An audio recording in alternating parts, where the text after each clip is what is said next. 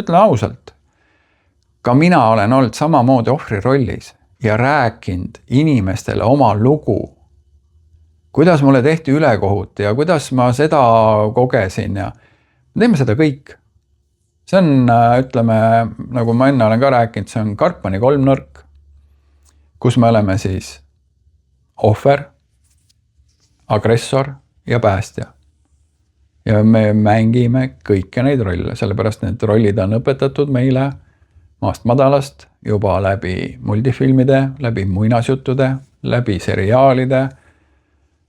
See on absoluutselt igal pool. See on nagu, ütleme, selle elukooli baas õppetunde. See Karpmani kolmnurk. Ja mida rohkem sa endale räägid seda juttu, seda rohkem sa kinnistad ja see muutubki su identiteediks. Ja ütleme, vahest on isegi inimestel raske lahti lasta sellest. See, nagu öeldakse, et vahest on mingi täielik jama, on nii oma ja uus on teadmatus.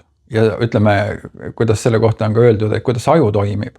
Et näiteks, kui sa vabastad pinge ja sul tekibki, mul tekkis kerge tunne, ma vabastasin selle ja see on mul lahendatud, siis tegelikult, kui see tunne kehast ei ole vabastatud, siis aju, kehas on see tunne sees, siis aju hakkab seda pinget uuesti genereerima.